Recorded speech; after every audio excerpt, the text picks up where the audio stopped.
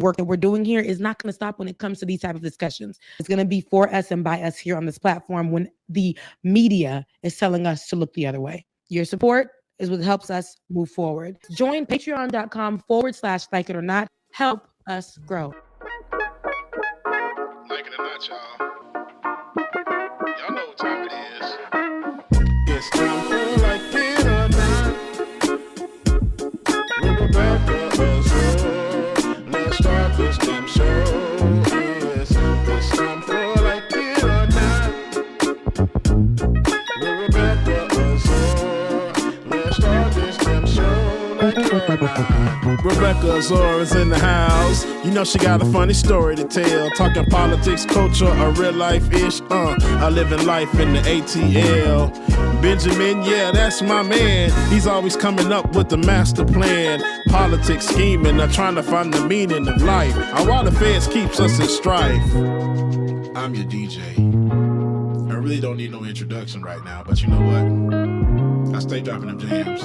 Y'all know who I am.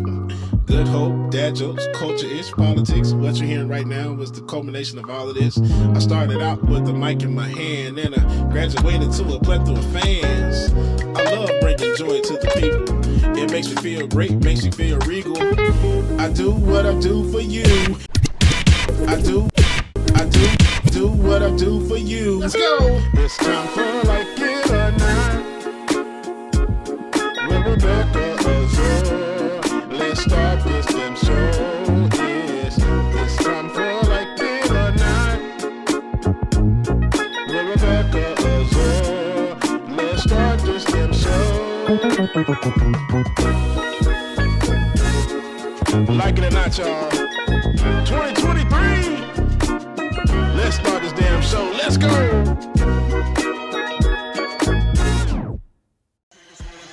Like It or Not starts now.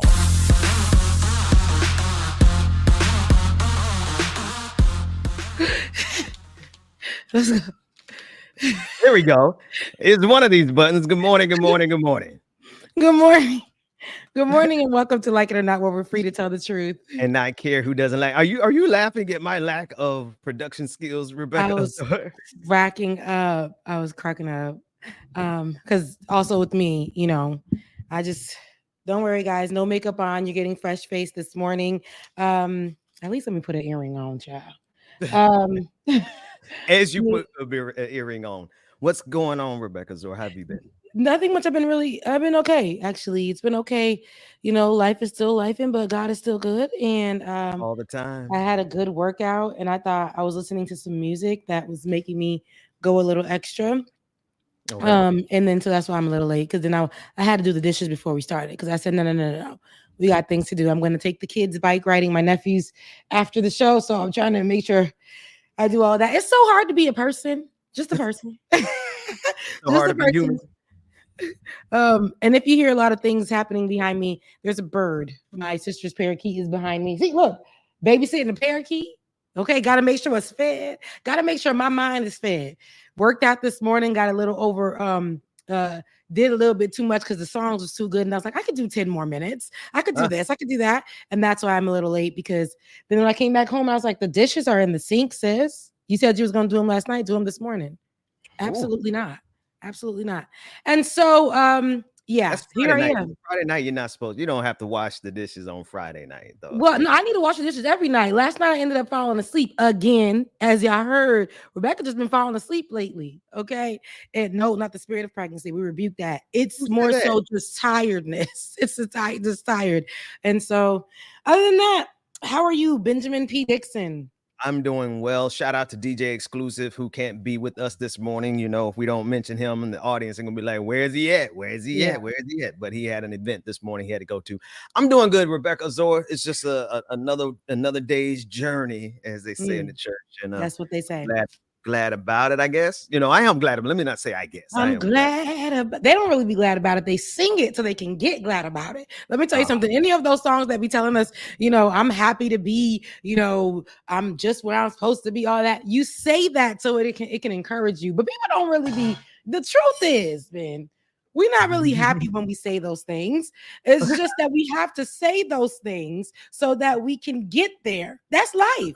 If Oh, you, you mean we're speaking that we're kind of trying to make it. people don't be happy it when they're singing those songs through tears and pain, but you got to encourage yourself. This is true. This is Yeah. true. No doubt about it. I mean, and you know, not to Who wants to go through another day's journey? And are you really glad about it?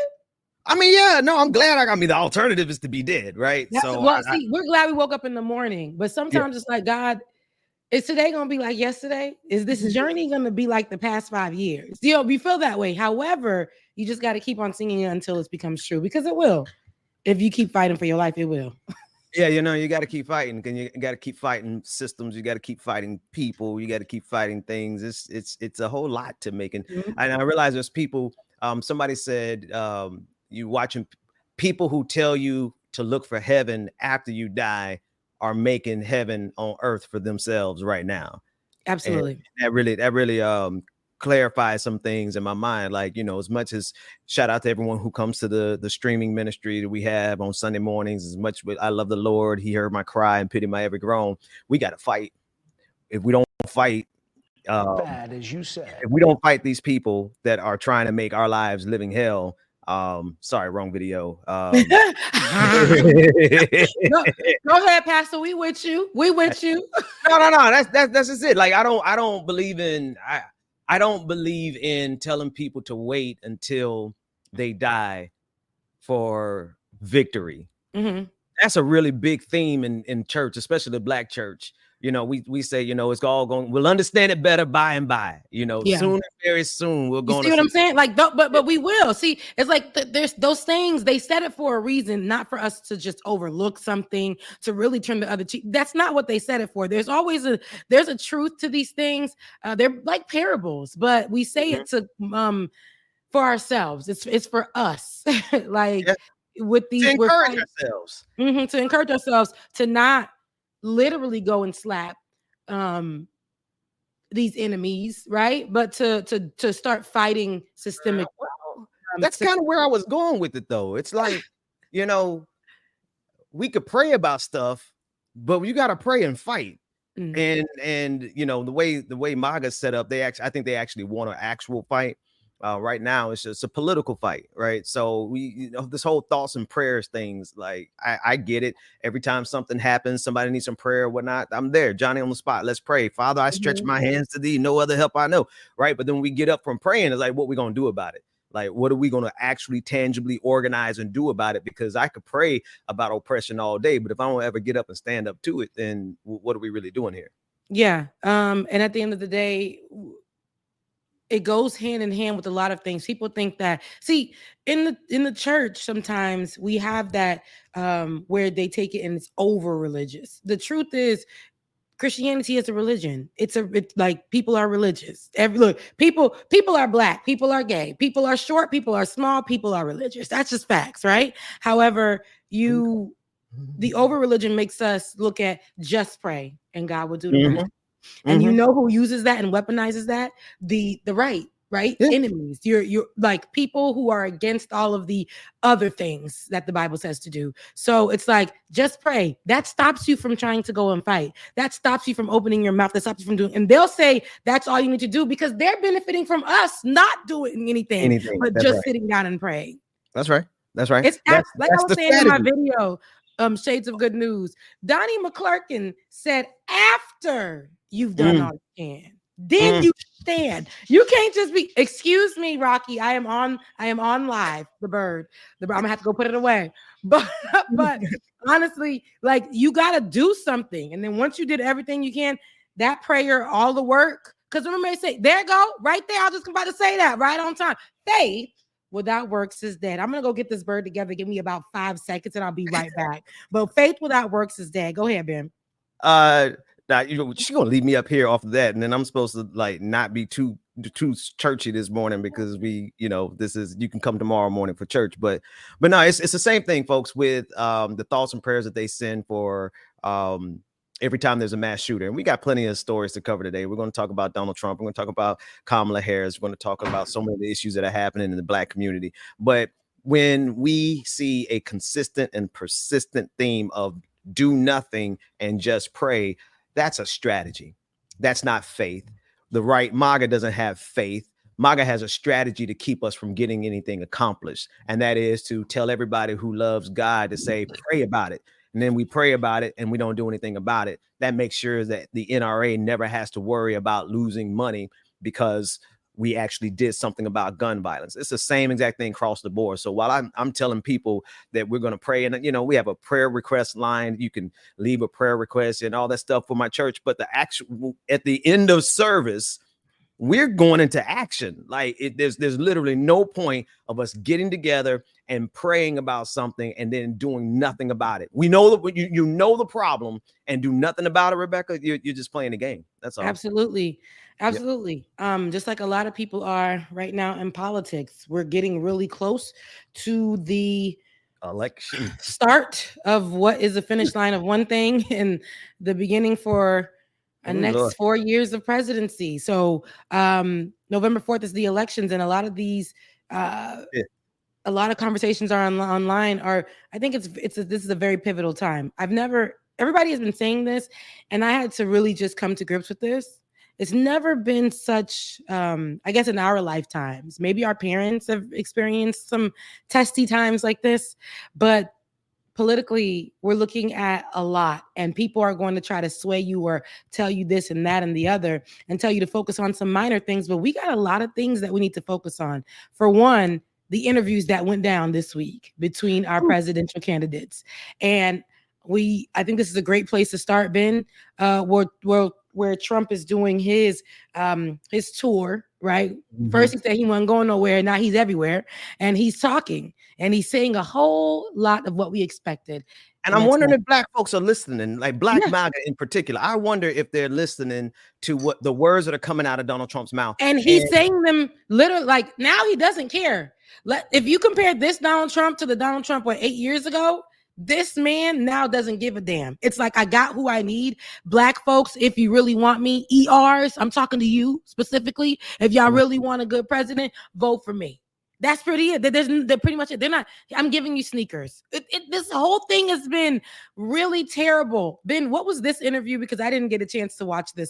This was Donald Trump saying, and this one's specifically for Black MAGA. He's being asked about the Department of Education and funding. And two things come out of this clip we're about to watch. Number one, he says that he's going to defund the Department of Education.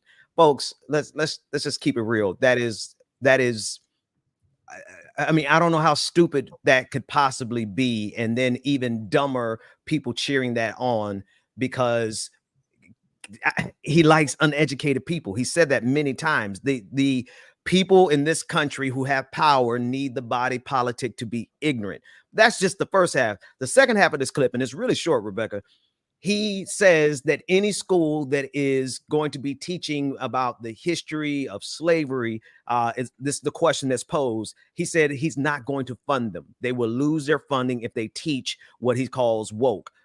So let's take a listen into Black MAGA's hero. And I really wonder, do they even know or care what he really is trying to do? Anything to do with school choice, also. But also separate from school choice, we're going to take the Department of Education, close it. I'm going to close it. We'll have one person, could be you if you decide to retire. Okay, Mr. President, here's what bothers central cast. Here's what bothers me about that. So let's say you have a liberal city, let's Los Angeles, San Diego, and they just decide we're going to get rid of that history. We got new history. This is America built off the backs of slaves on stolen land. And that curriculum comes in. Then we don't send them money. We would save half of our budget. Okay, clear as day, right? Anything to do with school choice. Then we won't send the money. If you tell, and look how he phrased. Look at I can't remember. Ben, the guy. can you play it one more time for me? I feel like I'm like, play it one more time for me, please. Can't believe what you're hearing. Yeah. But also separate from school choice, we're going to take the Department of Education, close it. I'm going to close it. We'll have one person, could be you if you decide to retire. Okay, Mr. President, here's what bothers central cast. Here's what bothers me about that. So let's say you have a liberal city, let's Los Angeles, San Diego, and they just decide we're going to get rid of that history. We got new history. This is America built off the backs of slaves on stolen land. And that curriculum comes in. Then we don't send them money. I mean, Come on, y'all. Come on, y'all, please. And big old black man, big old, I don't know how tall bro is on the He end. bigger than everybody sitting there. Look, he ain't say not a word. Not a word. Not a nary word. So, And just like, so like literally, you want to shut the the I whole Department of Education is one thing, right? And then the second thing is they're very clear. If you're going to teach the history of this country being built on the backs of slavery and stolen land, then they're not going to send you funds. And I wonder, Black MAGA, are you okay with that?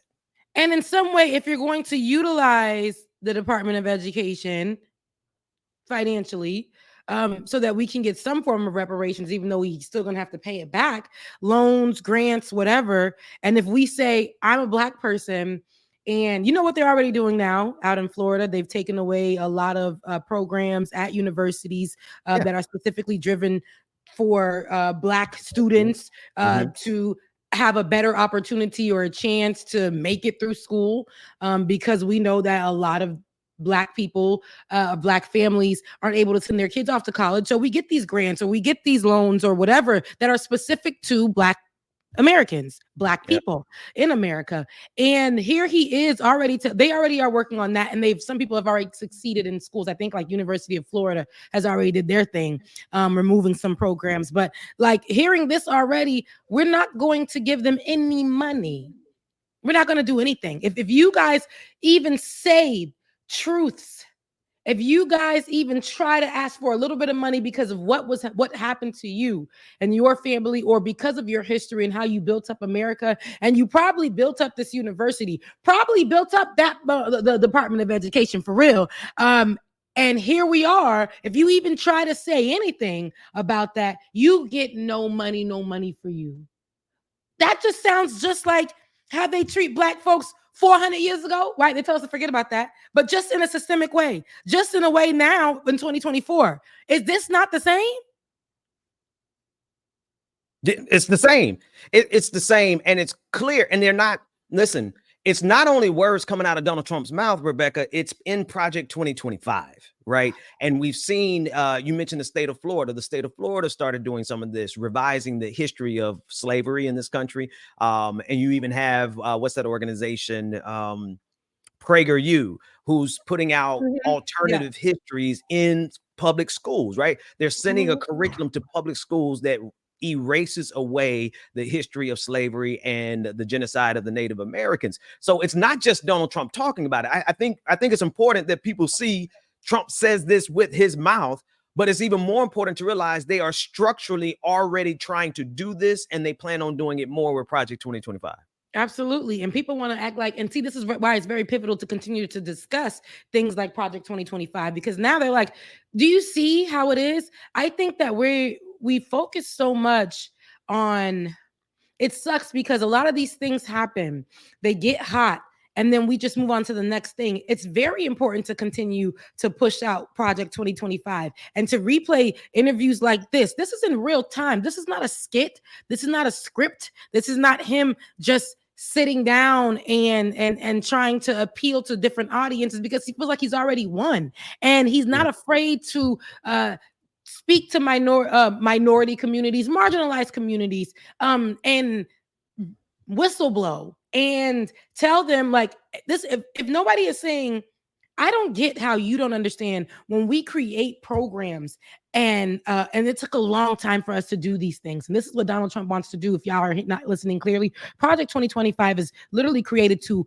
undo a lot of the work that marginalized communities have done, period, to move forward, to be able to have abortions, to be able, not only abortions, because it's not only, but to be able to have proper reproductive care. Okay, to be able to not to be able to just go into a building, get jobs that pay well, because not only because of what I look like, because of my skill. We've worked so damn hard for these things. We've worked hard to be able to go to school, have a program that does not limit you because you're Black.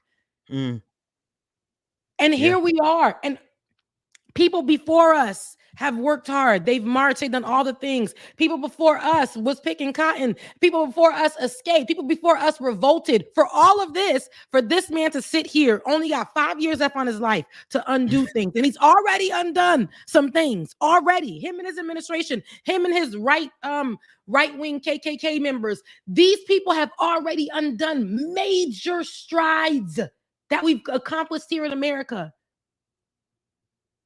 Yeah. While we were asleep. Woke up. Yeah. Things was gone. Woke up.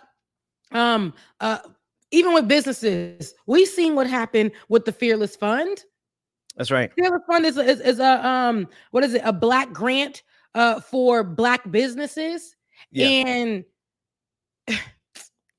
they took that away because they said that they wanted to give a grant to Black women, to give capital to Black women, and they instituted an entire lawsuit to block them from doing that underneath the guise of saying it's racist for a Black venture capitalist fund to fund Black people as a way of trying to balance all of the Black people get, I think, what, 0.1%? I was gonna say that it's less than 1%, if at 1%, but it's the least of when it comes to any kind of grant when it comes to businesses. And she is somebody who was able to provide millions of dollars in grants to Black businesses, startup businesses or whatever. Just listening to this, it went all the way to the Supreme Court. They, I think, shot it down. She said it was a win recently because now she gets to just show what they're doing when it comes to Black people in business. Now we're hearing about what Donald Trump plans to do with Black people in education. We know what he's already done with.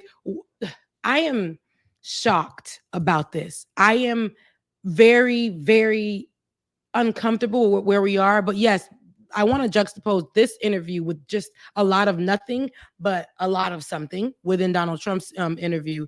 And let's look at Madam Vice President Kamala Harris's, because that's her title, because I've been trying to respect her lately, and Madam Vice President Kamala Harris's interview on Fox News, and how they asked her a question, of course, in regards to Trump, and they tried to, as they do, they tried to mislead her into answering it, but she and mind you, it was full of lies, the question. But let's take a look at how she handled this, and then we'll discuss how the media tried to portray her in a good and bad way. Country is now supporting this person who could be the 47th president of the United States. Why is that happening?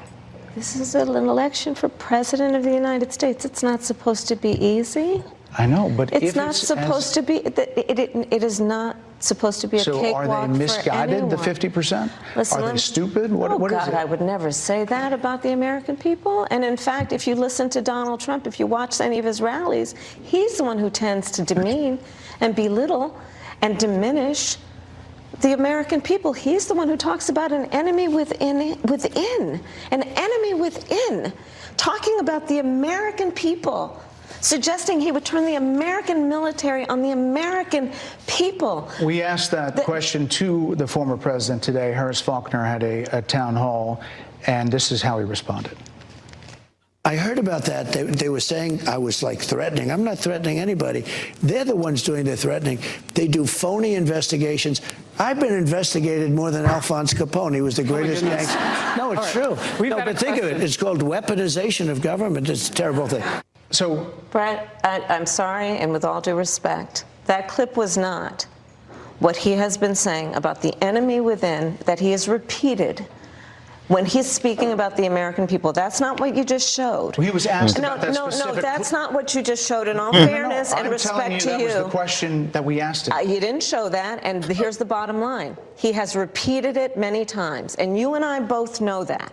And you and I both know that he has talked about turning the American military on the American people. He has talked about going after people who are engaged in peaceful protest. He has talked about locking people up because they disagree with him. This is a democracy. And in a democracy, the President of the United States, in the United States of America, should be willing to be able to handle criticism without saying he'd lock people up for doing it. And this is what is at stake, which is why you have someone like the former chairman of the Joint Chiefs of Staff saying what Mark Milley has said about Donald Trump being a threat to the United States of America. He's quoted in the... She shut it down. That's it.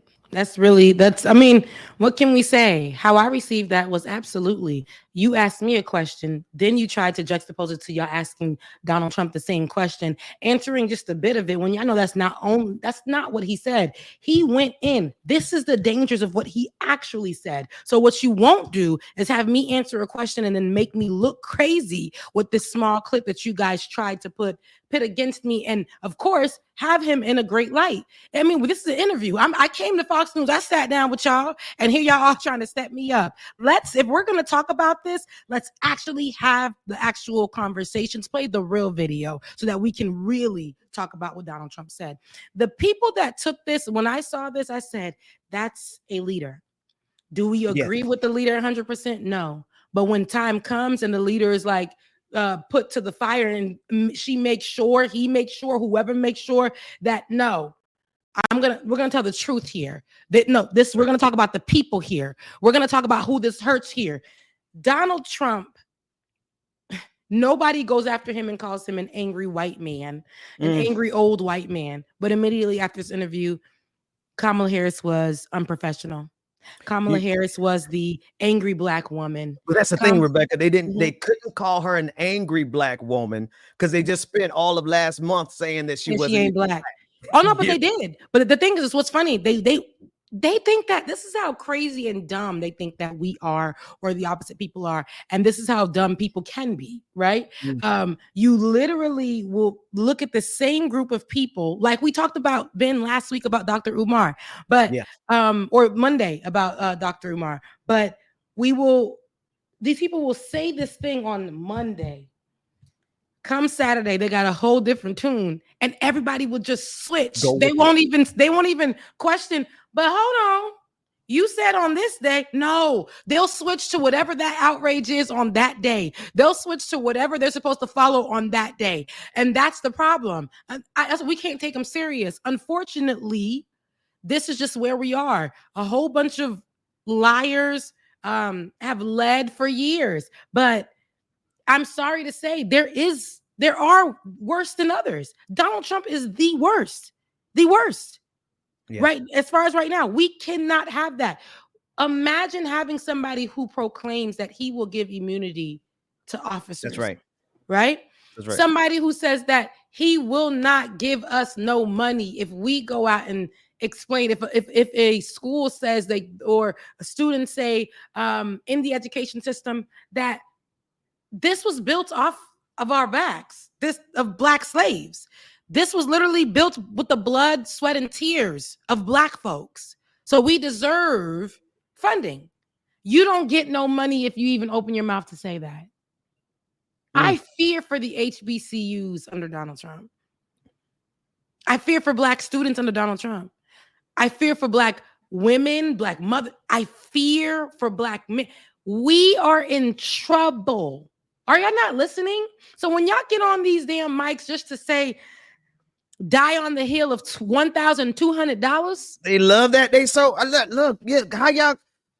Why are y'all telling everybody y'all so broke? I know it's hard out there. Don't get me wrong. It wasn't only almost delayed. It wasn't only delayed, but it was almost denied. That's right. Because of Donald Trump. Because of Donald Trump. He delayed it so that he can put a signature on it. But that whole time we were fighting for it, he wanted to deny you that $1,200, sweetie. So if y'all got some money under him, we got what? $1,400 more under Joe Biden. But it's just the numbers, Rebecca.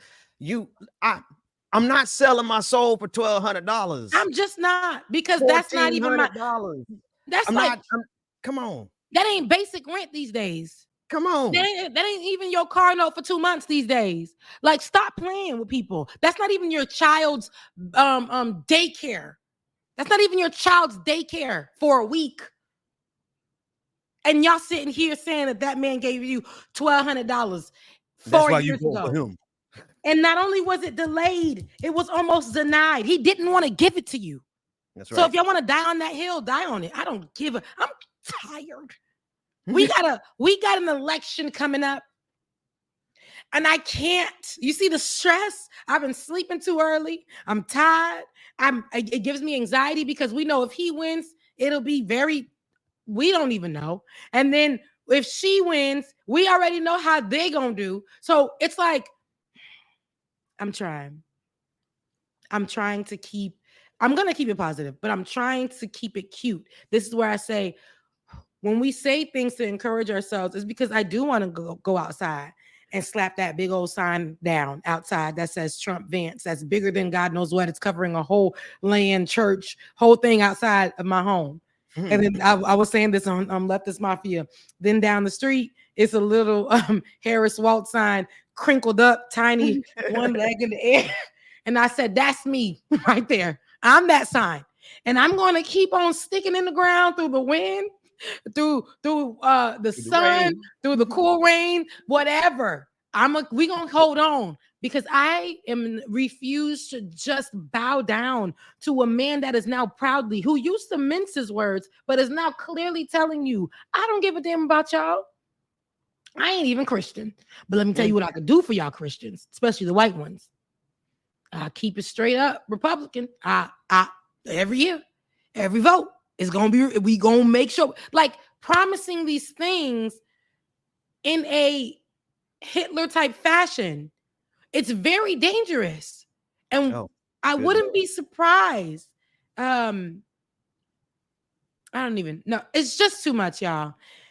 We gotta, this is not the lesser, listen, this is not the lesser of two evils here. This is not that, y'all. We have a country to run and we have to start picking up the pieces at some point. Today is that point. I'm telling you, please hang up the mics and the conversations about Donald Trump giving you money in 2020. He didn't do that for you. And Rebecca, even if he did, how cheap are you? How utterly cheap are you? And Rebecca, you actually, you've known me long enough to know and have actively seen me walk away from big money. And I was laughing with my wife about this the other night. I said, people, not even just online folks, but like people in my real life, I think they honestly think that they could control me with money. And I'm like, if that was the case, I'll still be with Sean King. Mm-hmm. I mean, look, if you can be bought off with any amount, not only is that a problem, but if you could be bought off with $1,200 that you think Donald Trump gave you and he didn't even really give it to you, what kind of, you don't even belong in the black delegation. I'm sorry. Don't I? Yeah. No, I feel like if you think that, but Ben, that's the black elites that, like I said, the talented 10th blacks, they will remove themselves. And it's usually, I'm sorry, y'all, I love you, mean it, the biracial. And it's, if we can even say that, but they're the ones that people gravitate towards the most to get the information. But we're looking at people like Sean King who are stealing people's stories and switching religions and switching sides and slowly grifting to where the cash at. And that is not who you should follow in anything. When Kamala Harris said that she was running, he immediately sent out spam email because there is no way that this man is still getting through to my email first of all, he has me blocked. So why am I still getting these emails? But having these type of conversations and leading them under the guise of being a black man is really crazy. But just going out there and having this conversation and leading the charge to go against Kamala, but when you read it, there is nothing in there but old talking points from when we were working alongside Sean King. And that, are we not past that, Sean? Like, oh, she's a former cop, and as somebody who's always been an activist for black people. Oh, he working against Kamala? Since George Floyd. He's always sending letters. And I had to go into the system, go down there to the unsubscribe and unsubscribe for the 90,000th time because he keep coming through. I didn't mean to send you on a tirade about agree, but to lead the charge as a black man and attack Kamala Harris with no real substance to it, I don't care if you may not want to vote for her. I can't do anything for you about that. Like, I really can't. If people don't want to vote for Kamala Harris, that's that. But when you're leading the charge, especially when your biggest audience is white soccer moms, people who have that white guilt, and want to find somewhere to park themselves and say, but I follow Sean King, but I follow such and such, but I watch TYT, but Ooh, don't start on TYT, my God. Because the grifty of the griftiers, griftest of grifters. Okay. Oh my goodness. I've never seen such a channel go from raunchy to politically progressive to politically grift. They grifted to the highest because a check.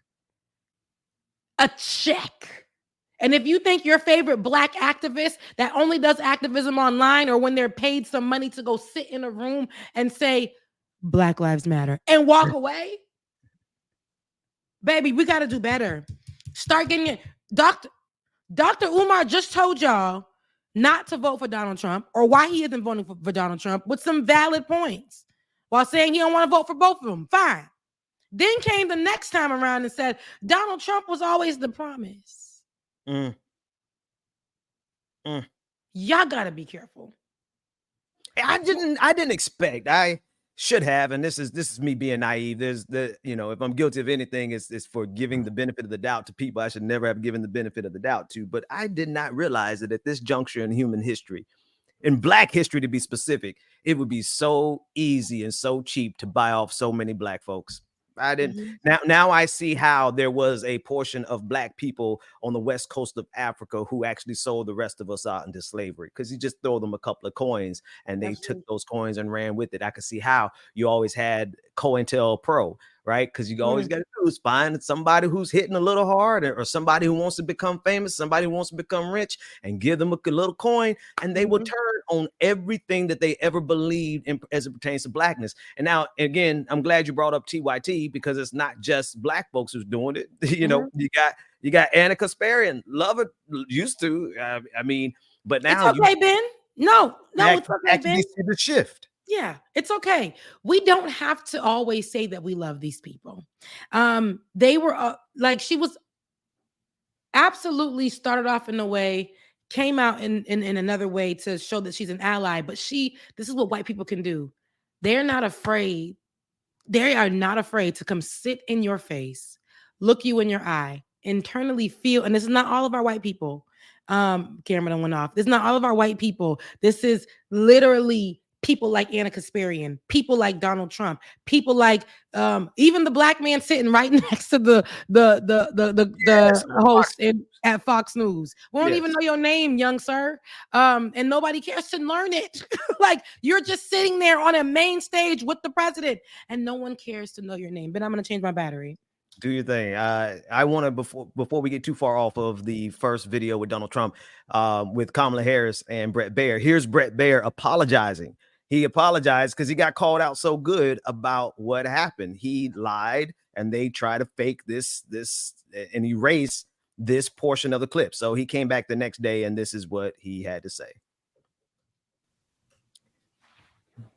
As soon as I get this unmuted. A piece of the enemy from within from Maria Bartiromo's interview to be tied to the piece from your town hall, Harris, where you asked the former president about the enemy from within. It just had the piece about the town hall. And just take a listen to what I meant to roll. I think the bigger problem is the enemy from within, not even the people that have come in and destroying our country. We have some sick people, radical left lunatics. And I think they're and it should be very easily handled by, if necessary, by National Guard, or if really necessary, by the military. They were saying I was like threatening. I'm not threatening anybody. They're the ones doing the threatening. They do phony investigations. I've been investigated more than Alphonse Capone. He was the greatest gangster. No, it's true. No, but think of it. It's called weaponization of government. It's a terrible thing. My point is that we asked him the question about that sentence and what he was trying to mean. That wasn't an apology. That was, this is what I meant. And they got it wrong. And that wasn't my fault. And so that my point is basically like, sorry that happened, but that was nothing I can do about that because that's not what I was going for. So well, just to not even to be fair, I don't care. It's just it was my production skills that cut off the part where he said I made a mistake, et cetera, et cetera. That comes at the very beginning. Okay, but, look, because then I was ready to go. Look, no, that was that's me trying to produce and be on the show at the same time. But not it was not you being like Fox News and cutting out the part. Busted. Anyway, but I wanted to dovetail that in because not because he apologized or said he made a mistake, but because Kamala gathered him so much in real time that he had no choice. He had no choice but to come back and do this mea culpa, because it was obvious when he did it that they cut out and only play. And I wonder if they actually think Kamala is as dumb as their audience, right? Because they can do this with their audience week in and week out, like you already said. But nah, did they actually think that they could do that with Kamala? Absolutely, but she's no, she's actually somebody who is smart. She's somebody who has a backbone. She's somebody who's done this. She's somebody who has a law degree and can point out BS. She's somebody who can utilize her words in a great manner. Do we always agree with her? No. Are you always going to agree with your leaders? No. However, this is somebody that I would choose any day over somebody who blatantly lies or somebody who barters just for a vote, somebody who holds your blackness over your head and ties a rope around your neck with it. I'm not with it. I'm not with it. Donald Trump cannot win. He sits there. He has too much ties to hate, division, the KKK. We have actual leaders that are going out there and putting out lies about marginalized communities in a country that they live in where they know they're the most hated. And I cannot continue to stress how dangerous it is when they get to do that, go to sleep and start something else the next day, start another war about something else the next day, take away something else from somebody the next day. This is not leadership in America. Nothing will go right. And if y'all, again, continue to die on the hill that Donald Trump is funny, that he's an entertainer, that he gave us $1,200, but not really hone in and focus on him being a felon, because of the things that he's done, because of the understanding his history, Black people's relationships with him, not only as president, but in his businesses, in entertainment. If one person said it, I would say something about that. But if there's almost all the people that he's worked with who are not getting a coin to tell their truth about their experience with Donald Trump are saying this for free. Yeah. Something's got to give, but what gives? Something needs to. Something needs clout. To.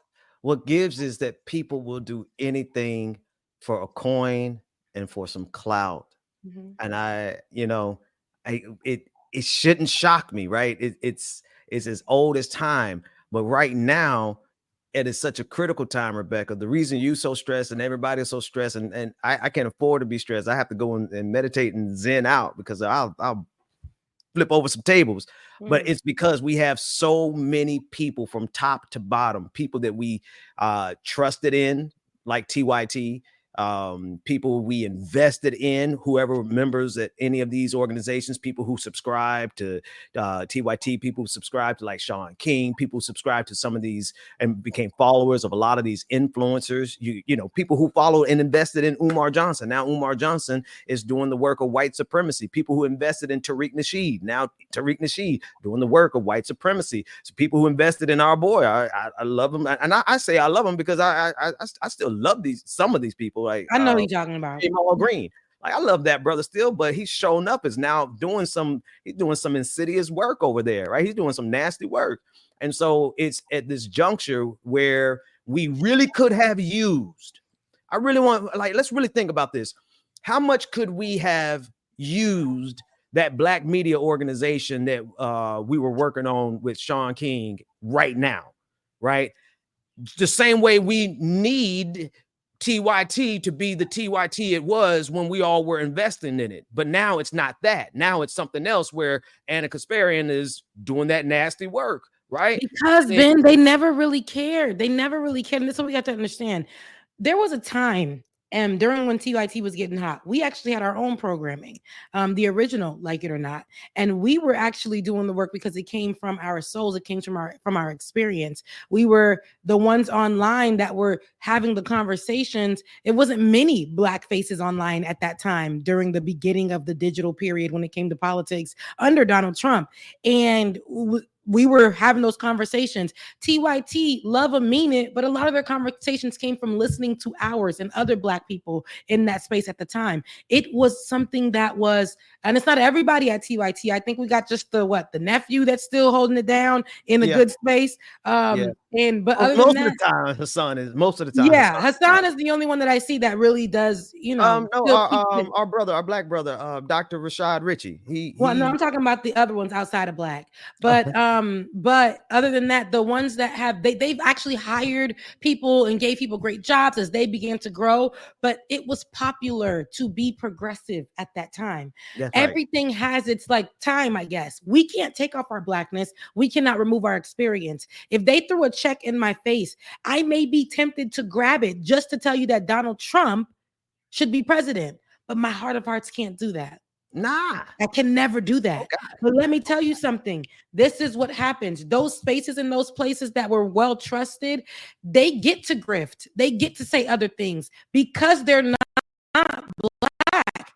And the more that they are close to whiteness, I can wake up in the morning and say what I probably felt in my heart all along about Black people, all along about the LGBTQIA plus community, all along about whatever it is, all along about Haitians, all along about Asians, all along. I can say these things because it's going to pay me something. And I don't care anymore. I can just grift. But really think about it, Rebecca. Think about how we literally, and somebody asked what I think about Roland Martin. I think Roland Martin is like honestly the only major, and major is relative. He's got a decent sized platform for Black media. On internet. That's it. There's Roland Martin. That's it. We could have had some, but we all see what has happened to all of them over the years, right? Something happened with the money, something happened with the people. It just never manifested, and a lot of money was invested in it. And now we have nobody but Roland Martin, and Roland Martin's platform is pretty small. Don't get me wrong; I would love to have a platform as big as Roland Martin. So I ain't trying to down him, but I'm saying in compared to like the Daily Wire, compared to Ben Shapiro's platform, and compared to all, and then they have 100 of those platforms over there on the left, and we basically just have Roland Martin. Think about progressively, like non-Black progressives. We used to have TYT. We don't have TYT anymore. And even when we had TYT, they were not as big as some of these other platforms, right? And so it has been strategic. And I told these folks this, I don't know, maybe about 5 or 6 years ago. We were at a panel in Atlanta during the one of the primaries. I can't remember. It must have been somewhere like 2018, 2019. And they asked me, what do I think the left should focus on? And I said, we got to focus on media. We have to focus on developing media, because we could see back when we were doing the work at Like It or Not, we could see how much money they were pouring into right-wing media. And I think it's absolutely on purpose that we don't have left-wing media hardly of any type, especially Black media, except for like Roland Martin. And even the ties that at the time, when you're working in left-wing media, or when you're working in anything outside of the right, conservative news, there is some kind of attachment to conservative news or whatever, just to make sure that you keep your platform afloat. Okay. And that is why I'm like, I remember having to do side work where I had to do work for the right. And I said, I'm not doing that.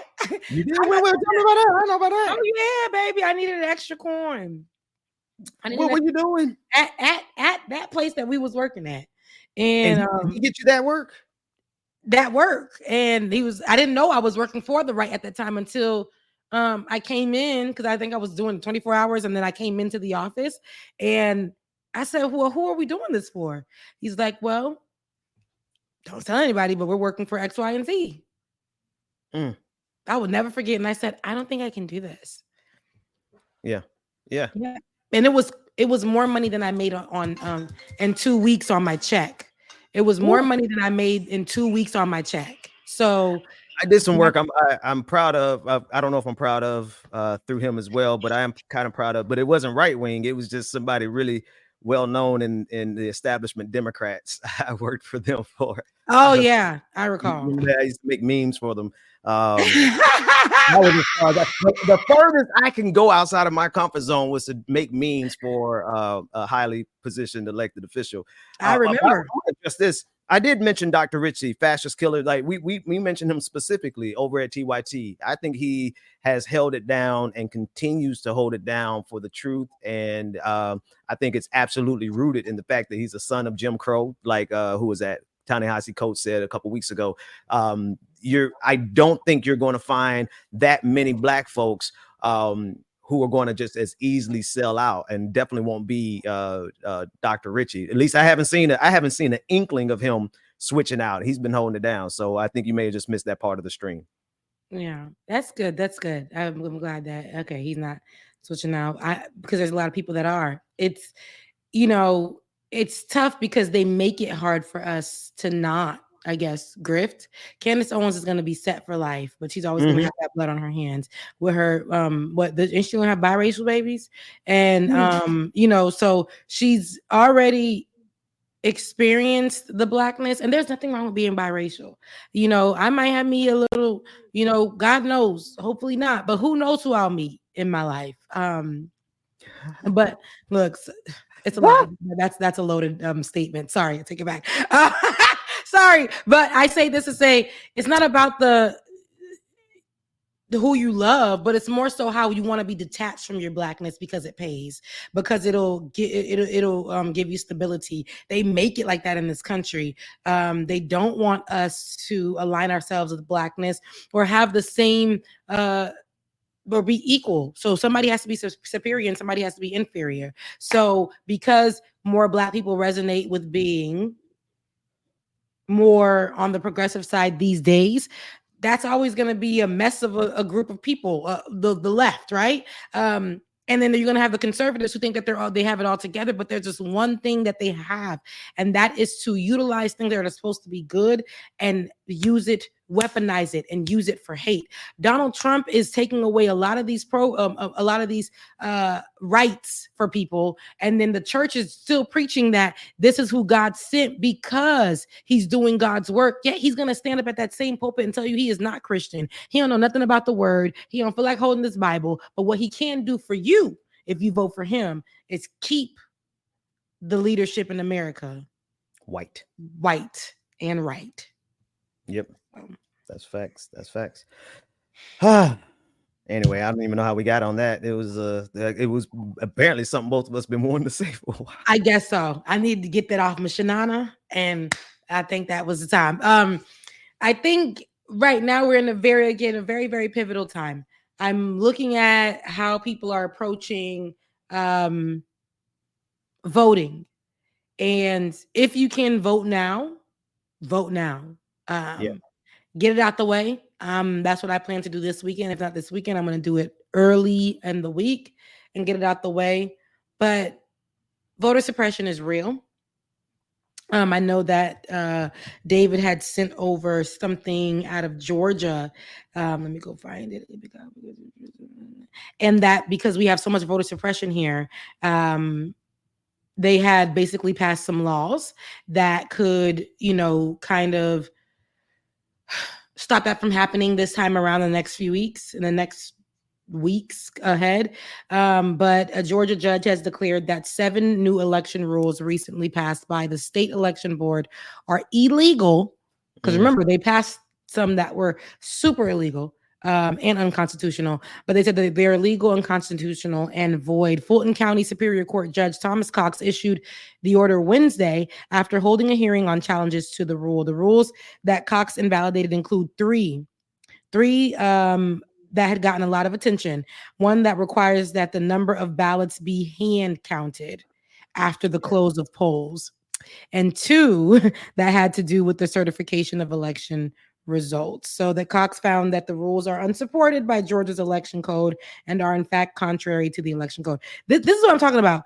It's like you read those things and you know that they're unconstitutional, but they let that pass and they let that sit there for a while. And somebody had to come in, another judge had to come in and say, you know what? We're getting a lot of attention on this. So let's just take those 3 out of it or those 6 out of it. Let's just remove those. And they trying it, right? That's the thing. And I think shout out to the brother, a white brother, Mark Elias, I believe is his last name, from Democracy Docket. And what he does is he goes around the country with his team of attorneys, and I don't know how many. It might just be him and maybe 2 or 3 other people, but they fight these lawsuits. They fight these laws or these decisions, like the one that was made in Georgia, essentially, like you said, making it all but impossible to certify the election by requiring a hand count of all the ballots after November 5th. And so I'm not sure if he was tied into that particular case, but there are cases all around the country where Republicans, the Republican Party specifically, they are passing, or rather trying to sue in order to make voting even more difficult, in order to stop or give states the opportunity to stop certification. They're playing on all cylinders. They're doing everything they can to steal this election for Donald Trump before it even gets to voting day. And without people on our side who are willing to get into these cases and to spend their time and their resources to actually go case by case by case. I think Mark Elias said that there's some almost 190 pieces of lawsuits litigation that has been brought by the Republican Party across the country for the purposes of either stopping certification or giving a review board too much power. So this is what they're doing. And so while we're fighting just this misinformation online, there's also all of the litigation that they are trying to get through this country, and they are literally trying to do it. But thankfully, it seems like democracy is holding up so far, but we'll see. So in hearing about these things and seeing these things, people don't know that this stuff is happening. They pull up to the polls thinking that it's going to be a breeze. And meanwhile, the powers that be, like you said, Ben, are working in the background 6 times harder and making sure that Donald Trump will indeed do what he tried to do last year and steal this election. And hey, Bubba, who's in the chat right now. But I feel like we got to remain vigilant. It sounds crazy. It sounds like we've said it before, and we have, but that's the only way that we're going to be able to make a difference and a change. Do not let this stuff boggle you down. Like, we're early enough for you to go find your place and find out where to go and where to be to vote right now, y'all. Please, like, figure out what works for you, how it's going to work for you, where your voting polls are, what the rules are, because they're going to try to do things to make sure that you miss out.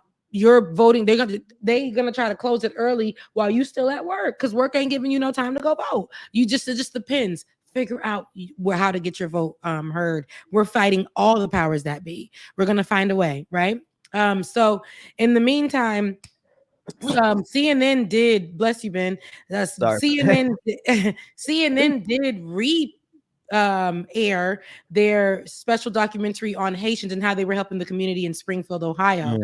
They re-aired that, but it started to spark the conversation because a lot of people from Springfield, Ohio had took to a town hall meeting, I think, not too long ago. And this woman, she took the mic and she did the best thing, I think, for that group of people. And it was satire, but in solidarity with Haitians. Let's take a listen to what the Springfield, Ohio woman said.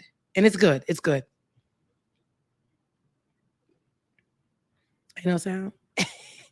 You still have no sound? Here we go. 3, 2, 1. Contact. Here we go. most of my life. I can't believe these Haitian immigrants would come here and fill jobs that local Springfield residents would not or could not do. And now they've raised the average city wage for both Springfield and Clark County. They're paying income tax to the city that the city desperately needs for services. They're making some of the local losers look bad by their example. It's unbelievable. The Haitian immigrants are working overtime to save up money to buy up all the dilapidated, condemned, and boarded up homes in Springfield, then fixing those houses up to make them livable again. This is raising property values across the city and county to the point where the valuation of all real estate in the city surpassed $1 billion last year for the first time ever. This in turn increases the property taxes paid to Clark County for those homes that are now no longer boarded up nuisances. I can't believe they're helping to fund our government and beautify our neighborhoods. These Haitian immigrants are now spending money in our community to where new restaurants and retail spaces keep opening up across the city. What absolute madness. Now we have new businesses in town generating more tax revenue for our city and county. I have a good paying job with great benefit, but because I have main character syndrome and the entire world should revolve around me, I want the exorbitant benefits that some of these Haitian immigrants get, which is $292 per SNAP, aka food stamps, and $363 in cash per month for a single adult. Everyone knows that $655 per month lets you live like a millionaire in Springfield. I don't need it, but I want it before anyone else, because why should we help folks who have legally come to our country, but they have to wait for their work permit so they don't starve? Feeding the hungry in our community? This is lunacy. I never heard about lunacy, but baby, that's exactly what that is. Thank you so much, beloved. I appreciate it. Having this conversation, heading to the commission meeting in Springfield, in the city of Springfield, Ohio. And of course, I love that this went viral because, we're still having issues. Haitians. When I say we, I'm a Haitian too. So I say that to say the Haitians in Springfield, Ohio are still having issues because of the vice president candidate went out and spewed out misinformation. And then our presidential candidate, former president, Donald Trump, stood 10 toes down and began to spew it out as well. And till this day, they are still saying that, even though Vance said that he just said that to open the eyes of Republican voters. Creating stories, Vance. And he said he'll do it again if that's what he needs to do to get people to start talking about what's happening at the border. Swear to God. But there is nothing true about what they're telling you about Haitians. This woman who lives in Springfield, Ohio, is letting you know she has numbers. She lives there. She lives amongst the people. All this time, I ain't hear nothing about no Haitian in Springfield, Ohio, doing nothing wrong. And because J.D. Vance, who we didn't even know until a few months ago, opened his raggedy mouth to speak ill against immigrants, because that is going to sell this platform. That's right. That is going to propel this platform, because America doesn't like Black people. America doesn't like immigrants. Right. So when you tie the two together, you get the most hated of them all.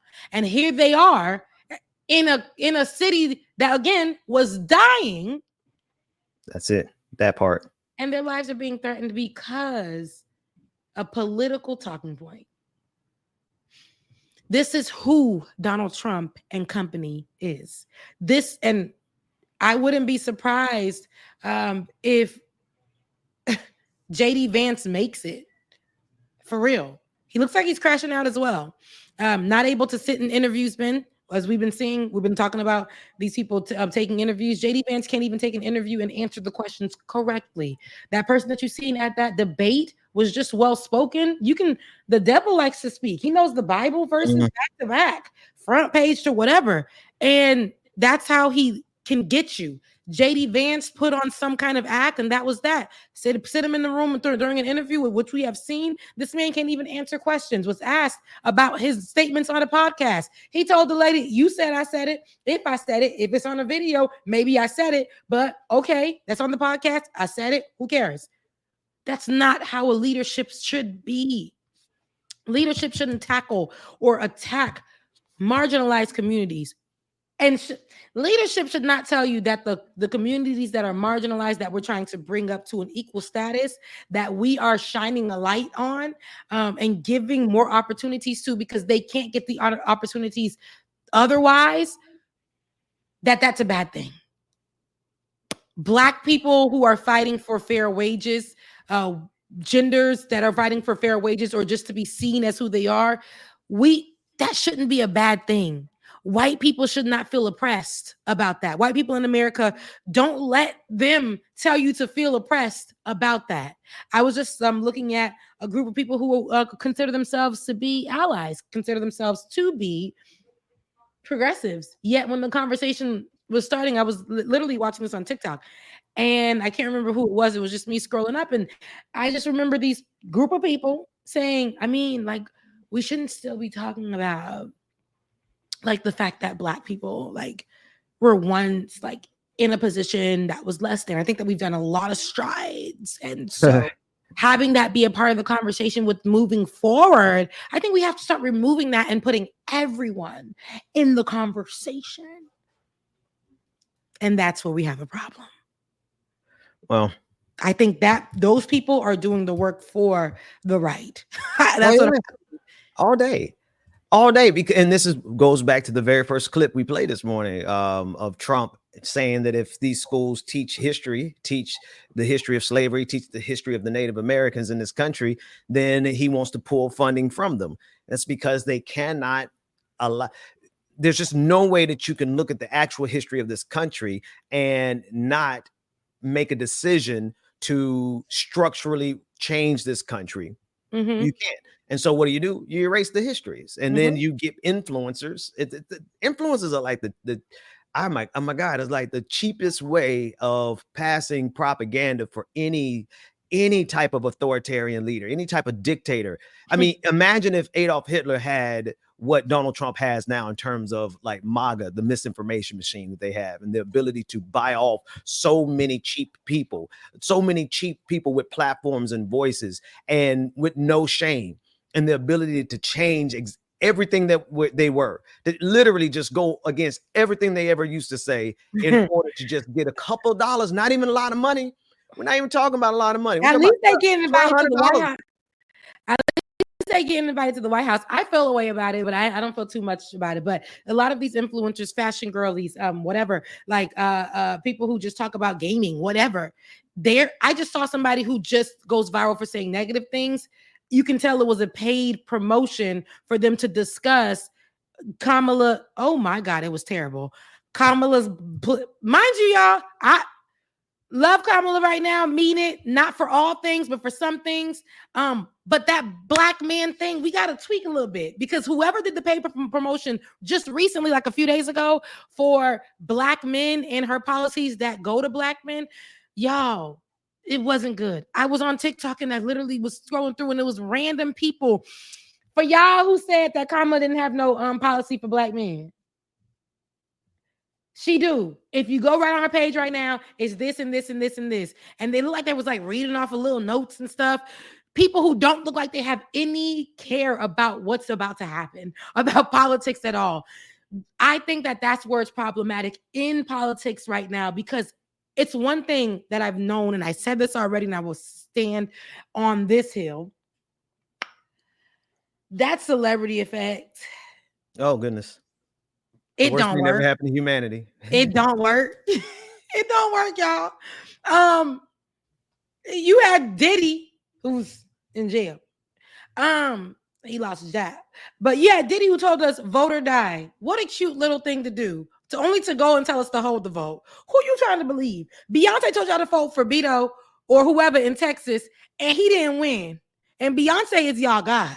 So I'm telling y'all, this cutesy thing where you are inviting, you got people who are really out here doing the work. I'm not saying I want to invite to the White House, but I'm saying I want to invite to the White House. Let's have conversations. Let's really sit at round tables. Let's really make content that is with people who do this every day. But taking people who really don't give a damn about this, because I really don't think Kamala Harris has many policies that are towards LGBTQIA plus community. Yet you got the LGBTQIA plus Black men telling you that there's policies for Black men. This is why I say it gets crazy just for a little check.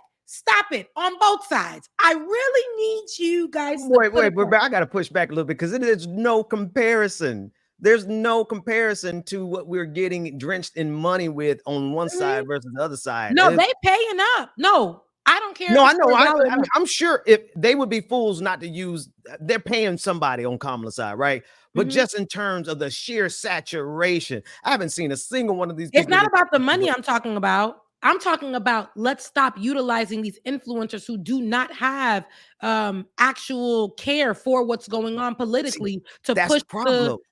The Mhm. problem is though, is that we are in the era of influencers, celebrity influencers, and there are just too many people who get their everything about life from who they see on But TikTok. But yeah, the person on TikTok literally is just saying this thing one time, and then after that, there's nothing. There's nothing. And that's what I'm saying. I really would love the work to be genuine all around. I know that we can't have that, but we do have some genuine platforms that would be great. I said, I hope what you just said. I hope we can have that one day. Me too. But if we don't start to try, we're never gonna have it. I hate the fact that we have to. It's the if you can't beat them, join them. We've done that already too. So I'm like, we got to be able to just scratch and start from wherever. That's why I said right now, us putting Kamala in is not just a start to try to not have Donald Trump as president. It's really starting to reprogram our side of things. It ain't perfect on the left or the progressive or whatever. It ain't good over here either. So I'm not saying in comparison, because there's hate, there's division, there's nastiness on the right. They literally don't care who they kill. They're telling you that we are all targets for sure. Absolutely on the right. So don't get my words twisted. But we got work to do here as well. We got to start cleaning out house, and it starts here. It starts right here. So I don't like the whole if you can't beat them, join them type thing. I don't care for that. We got to start cleaning house, and we got to be willing to do some work that may be uncomfortable, that may be not the popularity or not the popular thing to do. Yeah. Yep. But you can't start it in an election year. You had to have started not this one. Yeah, not this one. This is short. We got a tight window. We literally just started talking about this about what 90 days. Like only had 90 days total. 3 months ago. So, but I get that, right? That right there is the asterisk. But when she's seated, we got work to do. That's right. It's not that the blue did this and blue. No, the conversation that we've been having, we need to sit down and talk about how y'all over here saying the wrong things. Y'all over here, we have to come together. We may not agree on everything, but there are general things that we should be agreeing on as a party or as a people who believe in something or whatever y'all want to call yourselves today, tomorrow, and the next. We got work to do. We do. So, yeah. That's facts on that. Yes, that's where I'm at on that. You got any more things to drop today, Ben? I haven't really been too much into the news this week, as I've been just piecing this together. one video of it's 2 videos actually. This is Kamala Harris calling out Trump and triggering him. Now, what I like about this video the most is she really plays him, and just like she did during the debate, where he can't control himself.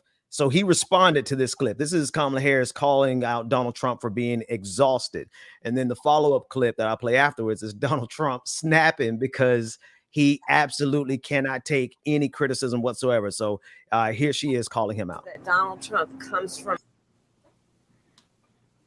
And then it just stopped on me. Yeah, okay, here we go, folks. a place where he really does not appreciate or understand how most people in our country work very hard for all that they have, and that there is great dignity in their work. In addition, I've been hearing reports that his team at least is saying he's suffering from exhaustion. And that's apparently the excuse for why he's not doing interviews. And of course, he's not doing the CNN town hall. He refuses to do another debate.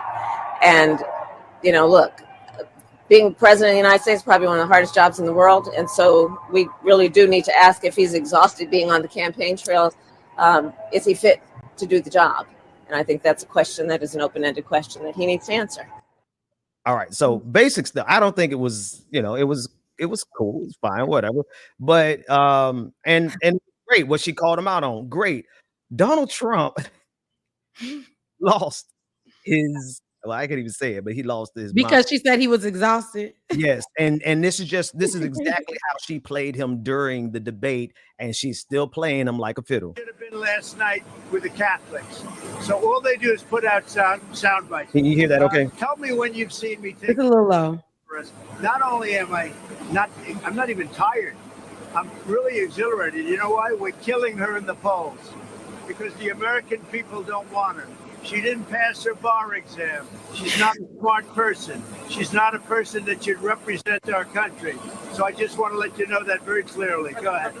Should have been last night. So anyway, this is him. He can't help himself. He cannot. Not help she didn't pass the bar exam. She's been a lawyer for Attorney General she was of an the whole attorney state of general. California. So what? All she has to. This really just shows like Donald Trump cannot accept criticism at all, right? Like and this tells you that he will never have somebody around him who will tell him or correct him, right? That would tell him no or correct him because he is so easily triggered. And all she has to do is she comes out in the media now, Kamala Harris, she just comes out and hits his ego a little bit, and he responds like a little puppy. And he starts screaming, "Hit dogs holler!" And here he is. Oh, they holler, baby. They bark, they holler. It's just too like easy. But people are gonna be like, he is so tired with all that he's going through. And but we was just in a whole debate saying that Joe Biden is not gonna. He cannot do another 4 years because the man may not have another 4 years. That's not us being rude. We just know he's done his time. And we have to be able to say the same. Y'all don't never like to call a thing a thing. Y'all don't never like to do so. But it's time to call a thing a thing. Donald Trump, dried up. He ain't orange no more. He red. And it ain't from the sun. He's losing it. He's losing his marbles. He's aggravated.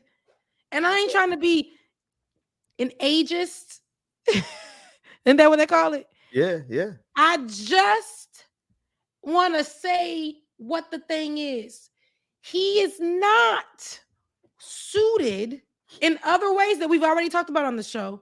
But even the fact that there's nothing about this man, he's losing it. Time is not on his side. Time is not on Donald Trump's side. He got upset and spewed out a lie as if it was the truth. We know he does that on purpose, but this seems there's something going on there. He hates that he's running against a woman. He hates her because she is a woman. He hates her because she's a black early woman. signs of dementia. And with that, a lot of that, I feel like he doesn't care. I feel like early signs of dementia brings out, if you had hate in your heart as a young person, if you didn't like black people in your younger days, that starts to come out for free. This man is sitting on people's stuff saying black people don't deserve nothing. If you want something, black folks, you better vote for me because you ain't. Other than that, I'm going to make sure you get nothing because you don't even deserve it anyway. If you even say that you deserve it, I'm going to give you nothing. So nothing. Blacks are just like, they're here, but we don't really need them. Keep America white. He's sitting down. Now it's not even he's covering it up. Something's going on there. He does bring out the nasty. He brings out the hate. He brings out division. He doesn't need to be seated, not only because of all those things, but he's not going to make it. Oh, and they know that. That's why they have JD Vance. And that's why they have Project 2025. That's why they've created MAGA is so much bigger than Donald Trump this time around. Last time around, 2016, he was MAGA. Right. But now MAGA has become an entire infrastructure and jobs and positions, and you can get a career for MAGA now. And he knows, they know it doesn't matter if Donald Trump dies and whenever, he croaks. Right. They have a whole structure that is what Donald Trump left and what he stood for, and the hatred and the bigotry and the xenophobia and the homophobia and the Islamophobia. Like, they've made an entire mini nation out of it. And so they don't care if he dies or not. That matter of fact, I think it works better for them. I think they want him to get out of the way so that they can run with somebody who's more palatable, somebody who has a little more self-control, like JD Vance. Look, he forced people to listen to his playlist. of music for about 40 minutes. And I feel like he tried to do that to show that he still has it. He wanted to be former President Barack Obama so bad. So he done put people in a room. And this is a true story, Ben. And it's at his town hall. And it was like a question and answer town hall, whatever. This is all I remember from online. And he made them all listen to his playlist for his rally. And he was just dancing offbeat. And there's a clip of it. And I want to find it so I can play it for you. Hold on.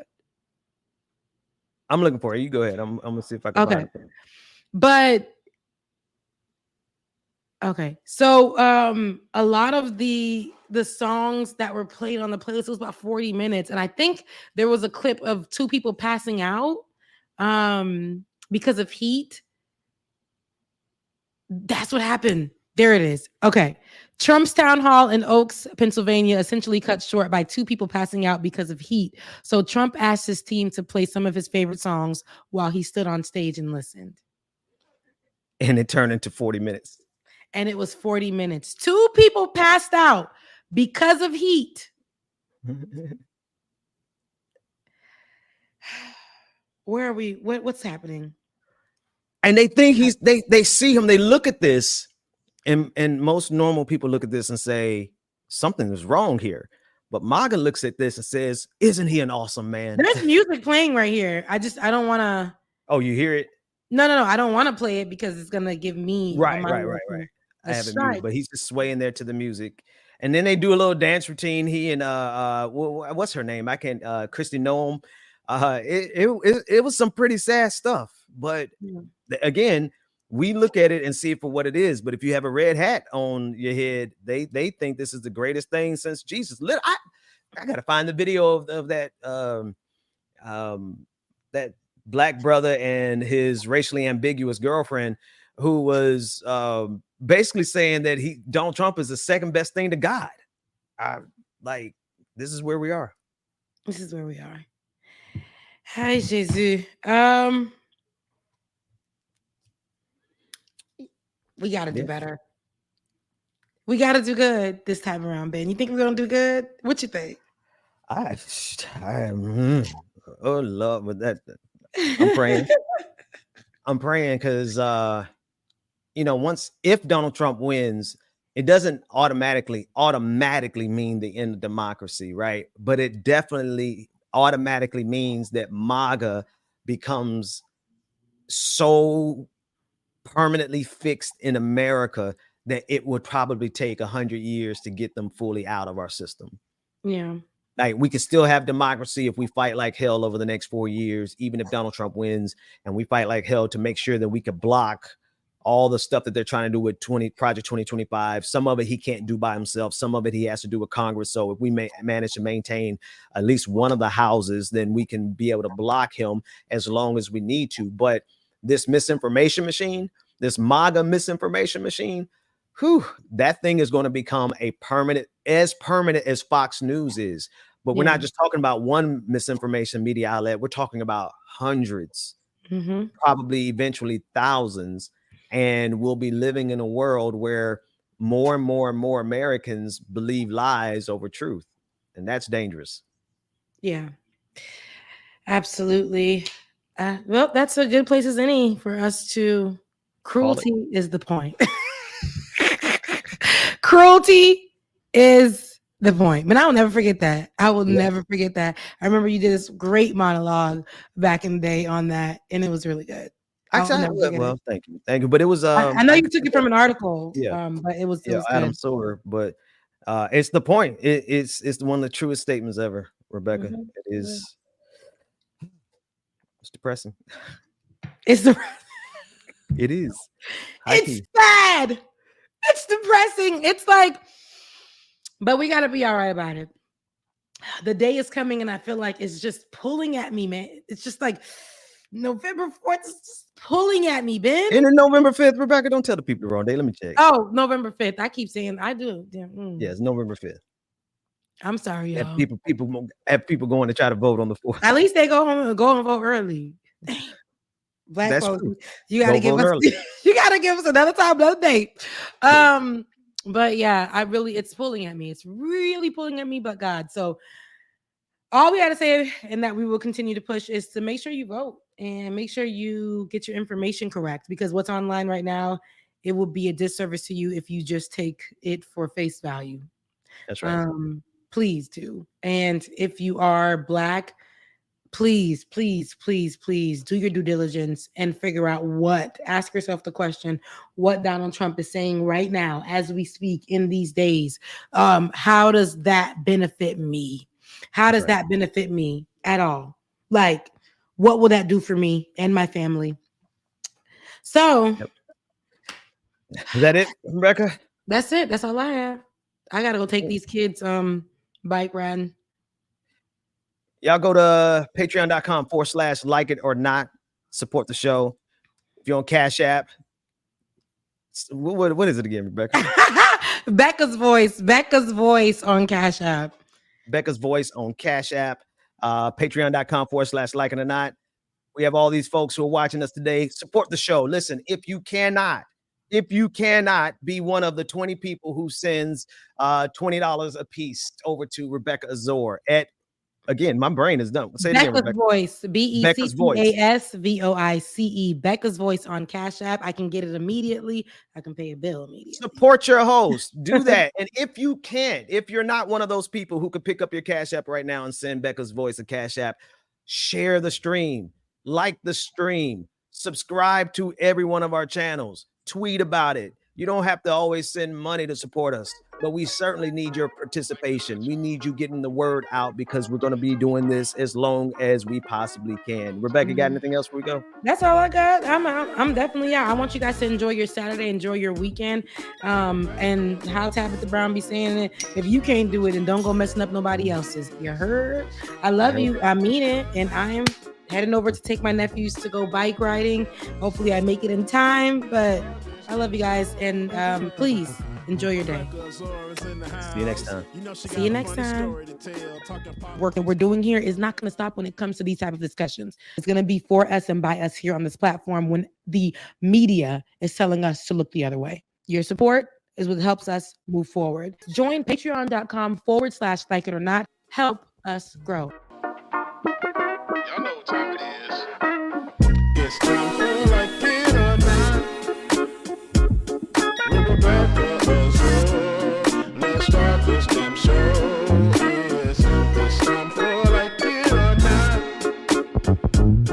Rebecca Azor, let's start this damn show like it or not. Rebecca Azor is in the house. You know she got a funny story to tell. Talking politics, culture, a real life ish. I live in life in the ATL.